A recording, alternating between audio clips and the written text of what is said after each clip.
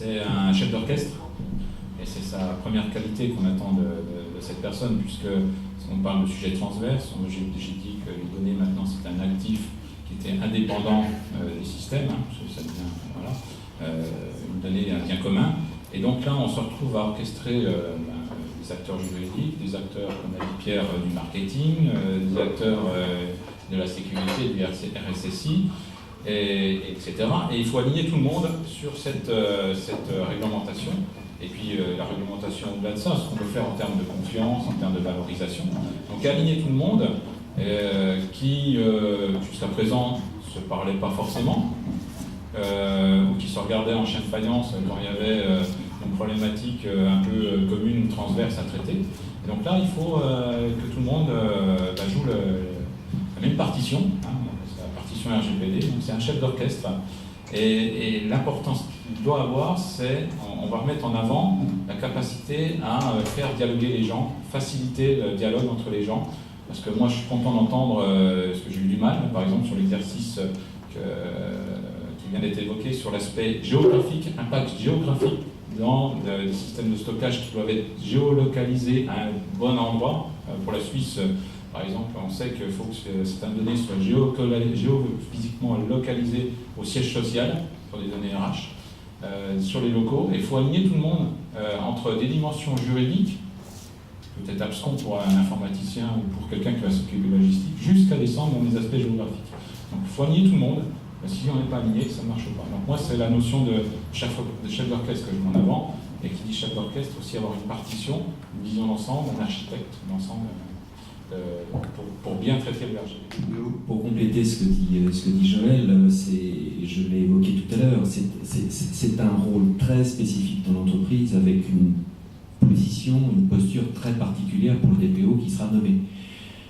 Il va avoir un certain nombre de prérogatives, il va dépendre d'une direction générale, il devra être indépendant, il devra le justifier et l'argumenter. C'est une personne qui ne pourra pas quitter l'entreprise simplement, une personne qui va être entre guillemets protégée, et d'ailleurs le terme délégué ne nous a pas échappé.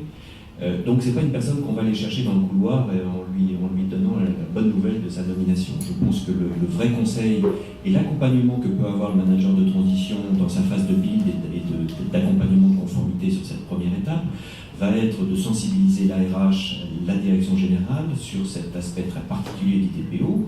S'il n'existe pas, effectivement, il y aura à cœur d'aller le recruter et d'aller définir avec les RH la fiche de poste pour s'assurer effectivement que cette personne sera dans la capacité et les prérogatives retenues pour faire de l'accompagnement, je dirais, relativement, de façon satisfaisante vis-à-vis de l'entreprise.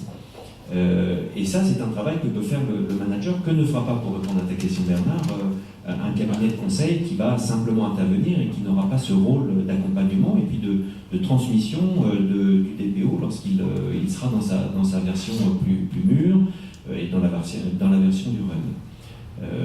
Voilà ce que je veux dire sur le DPO. Il a une situation très particulière dans l'entreprise parce qu'effectivement, il a une mission de contrôle. Donc effectivement, à partir de là, c'est lui qui donne le drapeau rouge, le drapeau orange, voire le drapeau vert parfois. Le plus souvent, on l'espère. Mais en tout cas, dès lors qu'il a cette mission de contrôle, il ne peut pas avoir de mission qui rentre en conflit avec sa mission de contrôle. Donc, si par exemple c'est un juriste, vous ne pouvez pas le faire travailler précisément sur la RGPD. C'est déjà un problème. Vous pouvez le faire travailler sur autre chose. Si c'est un informaticien, vous ne pouvez pas le faire travailler sur la sécurité, effectivement, qu'il est chargé de contrôler, puisqu'il ne va pas se contrôler lui-même.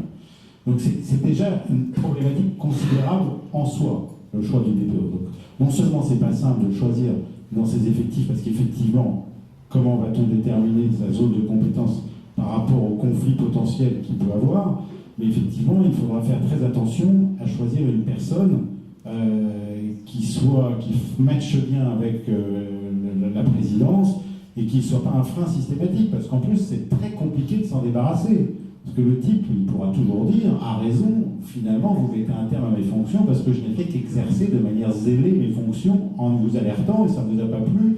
Et au contraire, ça va mettre le feu à l'entreprise et le projecteur sur la société, le président et sa propre conformité. Donc c'est vrai que c'est très complexe de choisir un DPO, notamment au départ dans l'entreprise.